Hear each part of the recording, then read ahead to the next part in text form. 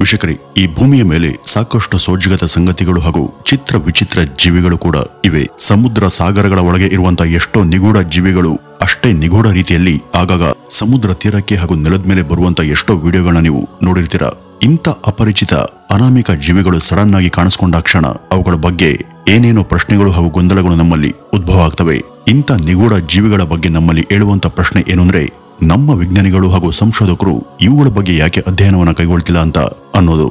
ಇವರು ಬರೀ ಅನ್ಯ ಗ್ರಹ ಜೀವಿಗಳು ಹಾಗೂ ಅನ್ಯ ಗ್ರಹಗಳ ಬಗ್ಗೆ ಮಾತ್ರ ಸಂಶೋಧನೆಯನ್ನ ಮಾಡ್ತಾರೆ. ಆದ್ರೆ ಯಾರೊಬ್ಬರಿಗೂ ಕೂಡ ಸಮುದ್ರದ ಆಳದಲ್ಲಿ ಏನೇನು ನಿಗೂಢ ಜೀವಿಗಳು ಇವೆ ಅನ್ನೋದ್ರ ಬಗ್ಗೆ ಸ್ವಲ್ಪ ಕೂಡ ಆಸಕ್ತಿ ಇದ್ದಾಗಿಲ್ಲ.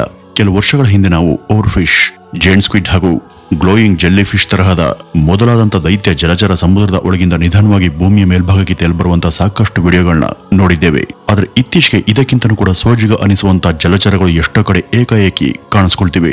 ಬಹಳ ಇತ್ತೀಚೆಗೆ ಓವರ್ಫಿಶ್ ಹಾಗೂ ಆಂಗ್ಲರ್ ಫಿಶ್ಗಳು ನೀರಿನ ಮೇಲ್ಮಟ್ಟಕ್ಕೆ ಬಂದಂತ ವಿಡಿಯೋಗಳು ವೈರಲ್ ಆಗಿದ್ವು. ವೀಕ್ಷಕರೇ, ಈ ಓವರ್ಫಿಶ್ ಅನ್ನ ಗಮನಿಸಿ ನೋಡಿ. ಇದು ನೋಡೋದಕ್ಕೆ ಹೊಳೆಯುವಂತ ಚೂಪಾದ ಕತ್ತಿಯ ಹಾಗೆ ಕಾಣಿಸುತ್ತೆ. ಇದು 10 ಅಡಿಗಿಂತನೂ ಉದ್ದ ಬೆಳೆಯುತ್ತೆ. ಈ ಆಂಗ್ಲರ್ ಫಿಶ್ ಸಮುದ್ರದ ತಳಭಾಗದಲ್ಲಿ ವಾಸ ಮಾಡುವಂತ ವಿಚಿತ್ರ ಮೀನು. ಈ ಜಲಚರಗಳು ಸಾಮಾನ್ಯವಾಗಿ ಯಾರಿಗೂ ಕಾಣಿಸೋದಿಲ್ಲ. ಇವೇನಿದ್ರು ಸಮುದ್ರದ ಆಳದಲ್ಲಿ ಬಹುತೇಕ ಒಬ್ಬಂಟಿಯಾಗಿ ವಾಸ ಮಾಡುವಂತ ಜೀವಿಗಳು. ಈ ಆಂಗ್ಲರ್ ಮೀನಿನ ಗಾತ್ರ ಕೇವಲ 6 ಅಂಗುಲ ಮಾತ್ರ ಇದೆ. ಆದ್ರೆ ಇದನ್ನ ಸಾಕಷ್ಟು ಕಡೆ ದೊಡ್ಡ ದೈತ್ಯ ಮೀನು ಅಂತಾನೂ ತೋರಿಸಲಾಗ್ತಿದೆ. ಈ ಮೀನುಗಳು ಯಾಕೆ ಈ ರೀತಿ ವರ್ತನೆ ಮಾಡ್ತವೆ? ಅಕಸ್ಮಾತ್ ಇವು ತಾವು ಇರುವಂತಹ ಸ್ಥಳದಿಂದ ಸಾಕಷ್ಟು ಮೇಲ್ ಬಂದು ಜನರ ಕಣ್ಣಿಗೆ ಕಾಣಿಸಿದ್ರೆ ಅದರ ಅರ್ಥ ಏನು? ಈ ಮೀನುಗಳು ಸಡನ್ ಆಗಿ ಮೇಲ್ ಬರೋದಕ್ಕೆ ಕಾರಣ ಏನು? ಬನ್ನಿ ವೀಕ್ಷಕರೇ, ಈ ಎಲ್ಲ ಆಸಕ್ತಿಕರ ಸಂಗತಿಗಳನ್ನ ಇವತ್ತಿನ ಈ ಒಂದು ವಿಡಿಯೋದಲ್ಲಿ ಈ ಮುಂದೆ ತಿಳಿತಾ ಹೋಗೋಣ. ವೀಕ್ಷಕರೇ, ಇದನ್ನ ತಿಳಿಯೋದಕ್ಕಿಂತ ಮುಂಚೆ ಈ ಒಂದು ವಿಡಿಯೋವನ್ನ ಒಂದ್ಸಲ ನೋಡಿ. ಇದು ಕೇರಳದಲ್ಲಿ ಸೆರೆ ಹಿಡಿಯಲಾದಂತ ವಿಡಿಯೋ ಅಂತ ಹೇಳಲಾಗ್ತಿದೆ. ಇಲ್ಲಿ ಒಬ್ಬ ಸಮುದ್ರದ ಅಲೆಗಳ ಮೇಲೆ ನಿಂತಿದ್ದಾನೆ. ಅವನ ಸುತ್ತ ನೋಡಿ, ಅದರಲ್ಲಿ ಇರುವಂತ ಮೀನುಗಳು ಎಷ್ಟು ವಿಸ್ತಾರವಾದಂತ ಸಂಖ್ಯೆಯಲ್ಲಿ ತಮ್ಮಷ್ಟಕ್ಕೆ ತಾವೇ ತೇಲ್ಕೊಂಡು ಬರ್ತಿವೆ ಅಂತ. ಸಾಮಾನ್ಯವಾಗಿ ನೀರಿನ ಒಳಗೆ ಯಾರಿಗೂ ತೊಂದರೆ ಕೊಡದೆ ಸೈಲೆಂಟ್ ಆಗಿ ವಾಸ ಮಾಡುವಂತ ಇವು ಈಗ ಈ ರೀತಿ ಬಲವಂತದಿಂದ ಕಡಲ ತೀರಕ್ಕೆ ಬರ್ತಾ ಇರೋದು ತುಂಬಾ ಸೋಜಿಗದ ವಿಷಯ. ಇವುಗಳ ಈ ವಿಚಿತ್ರ ವರ್ತನೆ ಹಿಂದೆ ಏನೋ ವಿಶೇಷ ಕಾರಣನೇ ಇರಬಹುದು.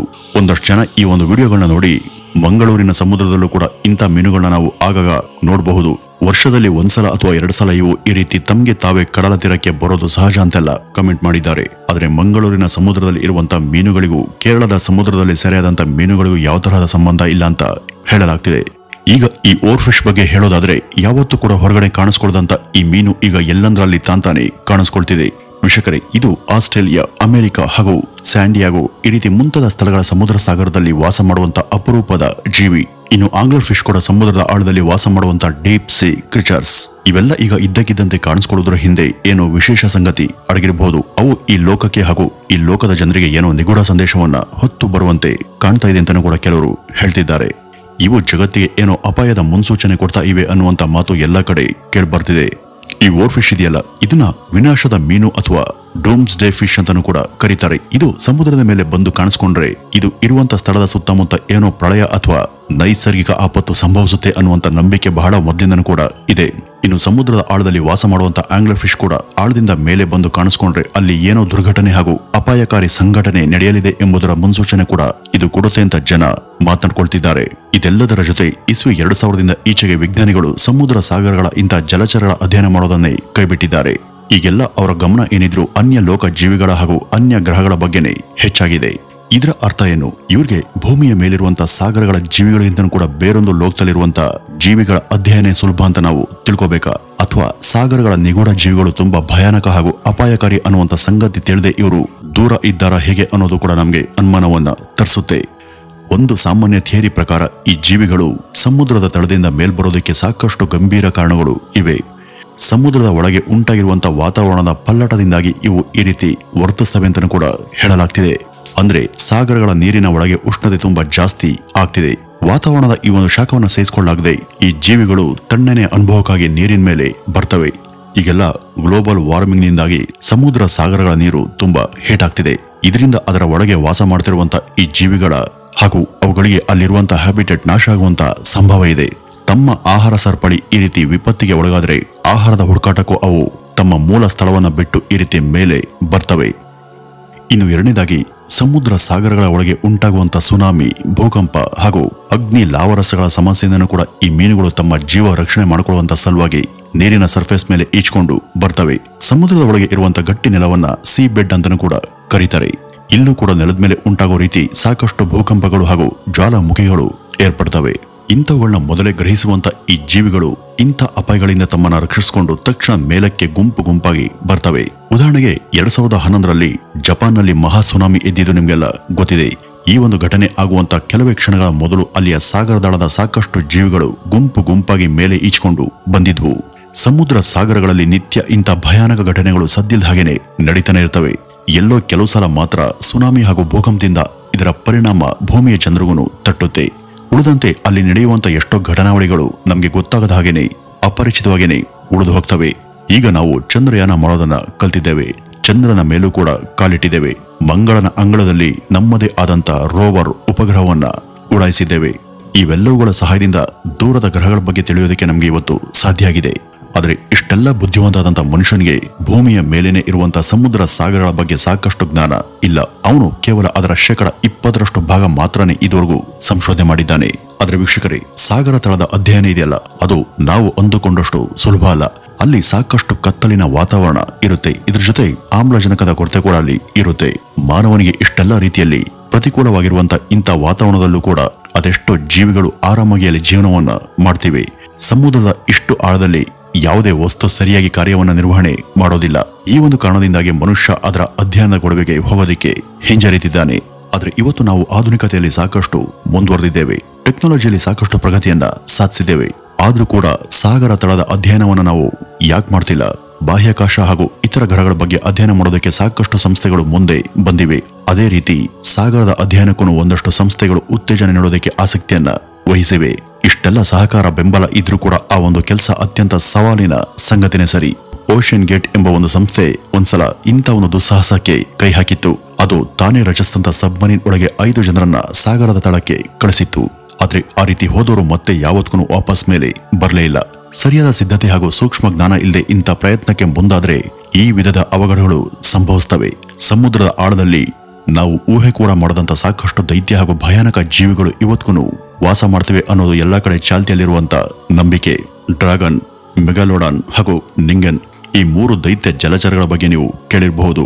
ಈ ಡ್ರ್ಯಾಗನ್ ಎಂಬ ಜಲಚರ ಸಾಕಷ್ಟು ದೊಡ್ಡ ಗಾತ್ರದಲ್ಲಿ ಇರುವಂತ ಒಂದು ಜಲಚರ. ಇದ್ರ ಬಗ್ಗೆ ಸಾಕಷ್ಟು ಜನಪದ ಕಥೆಗಳು ಹಾಗೂ ನಂಬಿಕೆಗಳು ಕೂಡ ಇವೆ. ಇವು ಆಗಾಗ ಸಮುದ್ರದ ಮೇಲ್ಬಂದು ದೊಡ್ಡ ಗಾತ್ರದ ಹಡಗುಗಳನ್ನ ನಾಶ ಮಾಡಿ ಅವುಗಳನ್ನ ಬುಡಮೇಲು ಮಾಡಿ ಹೋಗ್ತವೆ ಅಂತ ಹೇಳಲಾಗುತ್ತೆ. ಇನ್ನು ಅದೆಷ್ಟು ಮಿಲಿಯನ್ ವರ್ಷಗಳ ಹಿಂದೆ ಜೀವಿಸ್ತಾ ಇದ್ದಂತ ಮೆಗಾಲೋಡಾನ್ ಎನ್ನುವಂತ ದೈತ್ಯ ಗಾತ್ರದ ಶಾರ್ಕ್ ಒಂದು ಸಾಗರದಲ್ಲಿ ಜೀವಿಸ್ತಾ ಇತ್ತು. ಇದು ನಮ್ಮ ಎಷ್ಟೋ ಡೈನೋಸಾರ್ ಸಂತತಿಗಿಂತನೂ ಕೂಡ ಅತ್ಯಂತ ಪುರಾತನ ಜೀವಿ. ನೋಡೋದಕ್ಕೆ ಸಾಕಷ್ಟು ಭಯಾನಕವಾಗಿ ಇದ್ದಂತ ಇದು ಸಾಗರದಲ್ಲಿ ಇರ್ತಿದ್ದಂತ ತಿಮಿಂಗಿಲ ಹಾಗೂ ಇತರ ದೊಡ್ಡ ಮೀನುಗಳನ್ನ ಭಕ್ಷಿಸಿ ಸರ್ವೈವ್ ಆಗ್ತಿತ್ತು. ಸುಮಾರು 3-4 ಕೋಟಿ ವರ್ಷಗಳ ಹಿಂದಿನ ಇದು ನಾಮಶೇಷವಾಗಿದೆ ಅಂತ ಹೇಳಲಾಗ್ತಿದೆ. ಆದರೂ ಸಾಗರದ ಕೆಲವು ನಿಗೂಢ ಸ್ಥಳಗಳಲ್ಲಿ ಈಗಲೂ ಕೂಡ ಈ ಜೀವಿ ಇದೆ ಅಂತ ಹಲವರ ನಂಬಿಕೆ. ಇನ್ನು ಈ ಒಂದು ಜೀವಿಯನ್ನು ನೋಡಿ, ಇದನ್ನ ನಿಂಗೆನ್ ಅಂತ ಕರೀತಾರೆ. ಮಾನವಾಕೃತಿಯ ಈ ಒಂದು ನಿಗೂಢ ಜೀವಿ ಅಂಟಾರ್ಟಿಕಾದ ಸಾಗರದ ಸ್ಥಳದಲ್ಲಿ ಇವತ್ತಿಗೂ ಕೂಡ ವಾಸ ಇದೆ ಅನ್ನೋದು ಎಷ್ಟೋ ಜನರ ನಂಬಿಕೆ. ಇದರ ವಿಚಿತ್ರ ಸ್ವರೂಪ ಹಾಗೂ ಗಾತ್ರದಿಂದಾಗಿ ಇದನ್ನ ಏಲಿಯನ್ ಅಂತನೂ ಕೂಡ ಜನ ಕರೀತಾರೆ. ಸುಮಾರು 20-30 ಮೀಟರ್ವರೆಗೂ ಬೆಳೆಯುವಂತ ಇದು ಸಾಗರದ ತಳದಲ್ಲಿ ವಾಸ ಇದೆ ಅಂತ ಜನ ನಂಬ್ತಾರೆ. ಇಂಥ ಜೀವಿಗಳು ನಿಜವಾಗಿಯೂ ಇದ್ದಾವ ಅಥವಾ ಇವೆಲ್ಲ ಬರೀ ಕಲ್ಪನೆ ಅನ್ನೋದು ಇವತ್ತಿಗೂ ಮುಗಿಯಲಾರದ ಒಂದು ಚರ್ಚೆ. ಈ ಸೀ ಡ್ರ್ಯಾಗನ್ ಹಾಗೂ ಜೈಂಟ್ ಸ್ಕ್ವಿಡ್ ಮೊದಲಾದ ಕಾಲ್ಪನಿಕ ಜೀವಿಗಳ ಬಗ್ಗೆ ಸಾಕಷ್ಟು ಪ್ರತಿನಿಧಿಗಳು ಹಾಗೂ ಕಥೆಗಳು ಚಾಲ್ತಿಯಲ್ಲಿವೆ. ಇವಲ್ಲದೆ ಇನ್ನೂ ಕೂಡ ಇಂಥ ಎಷ್ಟೋ ಭಯಾನಕ ಹಾಗೂ ಭೀಕರ ಜೀವಿಗಳು ಸಾಗರಗಳ ತಳದಲ್ಲಿ ಯಾರಿಗೂ ಕೂಡ ಗೊತ್ತಾಗದ ಹಾಗೆ ವಾಸ ಮಾಡ್ತವೆ ಅನ್ನೋದು ತುಂಬಾ ಜನರಲ್ಲಿ ಇರುವಂತ ನಂಬಿಕೆ. ಈ ವೈಕಿಂಗ್ಗಳ ಚರಿತ್ರೆಯಲ್ಲಿ ಹಾಗೂ ಜಗತ್ತಿನ ಇತರ ಸಂಸ್ಕೃತಿಗಳ ಜನರಲ್ಲೂ ಕೂಡ ಇಂಥ ಎಷ್ಟೋ ಭೀಕರ ಸ್ವರೂಪದ ಸಮುದ್ರದಾಳದ ಜೀವಿಗಳ ಬಗ್ಗೆ ಸಾಕಷ್ಟು ಕಥೆಗಳು ಹಾಗೂ ಸಿದ್ಧಾಂತಗಳು ಜಾರಿಯಲ್ಲಿವೆ. ಇದು ನೋಡಿ, ಇದ್ರ ಹೆಸರು ಲಿವಿಯೇಥನ್. ಇದು ಸಾಕಷ್ಟು ದೊಡ್ಡ ಗಾತ್ರದ ಭಯಂಕರ ಸ್ವರೂಪದ ಸಾಗರದ ಸರ್ಪ.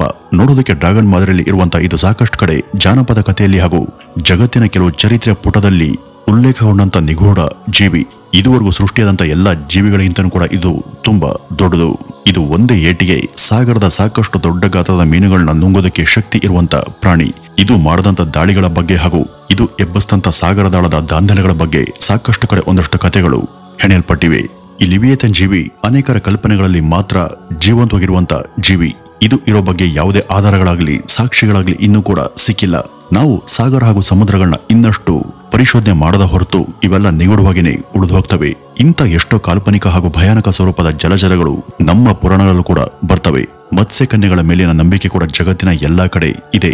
ಇವುಗಳೆಲ್ಲ ನಿಜವಾಗಿ ಇದ್ದಾವ ಅಥವಾ ಇಲ್ವಾ ಅಂತ ತಿಳಿಬೇಕಾದ್ರೆ ಮೊದಲು ಸಾಗರಗಳ ಆಳದ ಅಧ್ಯಯನ ಜೋರಾಗಿನೇ ಸಾಗಬೇಕು. ಆದ್ರೆ ಅನೇಕ ತಜ್ಞರು ಈ ಒಂದು ಸಾಹಸಕ್ಕೆ ನಾವು ಮುಂದಾಗದೆ ಇರೋದೇ ಒಳ್ಳೇದು ಅಂತ ಅಭಿಪ್ರಾಯವನ್ನ ಪಡ್ತಾರೆ. ಯಾಕೆಂದ್ರೆ ಸಾಗರಗಳು ತಮ್ಮ ಒಡಲಲ್ಲಿ ಏನೇನೋ ನಿಗೂಢ ಸಂಗತಿಗಳನ್ನ ಇಟ್ಕೊಂಡಿರ್ತವೆ. ಇವುಗಳ ಶಕ್ತಿಯ ಮುಂದೆ ತುಂಬಾ ಸಣ್ಣವನಾದಂತ ಮಾನವ ಯಾವುದೇ ತಯಾರಿ ಇಲ್ಲದೆ ಇವುಗಳ ಸಾಹಸಕ್ಕೆ ಹೋಗದೆ ಇರೋದೇ ಕ್ಷೇಮ ಅಂತ ಹೇಳ್ತಾರೆ. ಇದೇ ಕಾರಣಕ್ಕೆ ತಜ್ಞರು ಕೂಡ ಈ ಒಂದು ಪ್ರಯತ್ನವನ್ನ ಮಾಡದೆ ಸುಮ್ಮನಿದ್ದಾರೆ. ವೀಕ್ಷಕರೇ, ಈಗ ಹೇಳಿ, ಮನುಷ್ಯ ಸಾಗರಗಳ ತಂಟೆಗೆ ಹೋಗದೆ ಇರೋದು ಒಳ್ಳೇದಾ ಅಥವಾ ಅವುಗಳಿಂದ ಸದಾ ದೂರನೇ ಇರೋದು ಕ್ಷೇಮಕರನ? ಅಥವಾ ನಿಮ್ಗೆ ಇಂಥ ಒಂದು ಟಾಸ್ಕ್ ಕೊಟ್ರೆ ಇದನ್ನ ಚಾಲೆಂಜ್ ಆಗಿ ತಗೊಂಡು ಧೈರ್ಯವಾಗಿ ನೀವು ಸಾಗರದ ಆಳಕ್ಕೆ ಹೋಗಿ ಸ್ಟಡಿ ಮಾಡೋದಕ್ಕೆ ಮುಂದಾಗ್ತೀರಾ ಅಥವಾ ಇದರ ಗೊಡವೆನೇ ಬೇಡ ಅಂತ ನಿಮ್ ಪಾಡಿಗೆ ನೀವು ಇರ್ತೀರಾ ಅನ್ನೋದನ್ನ ಕಮೆಂಟ್ ನ ಮೂಲಕ ನಿಮ್ಮದೇ ಮಾತುಗಳಲ್ಲಿ ತಿಳಿಸಿ ಅಂತ ಹೇಳ್ತಾ ಈ ಒಂದು ವಿಡಿಯೋವನ್ನ ಇಲ್ಲಿಗೆ ಮುಗಿಸೋಣ. ನಮಸ್ಕಾರ.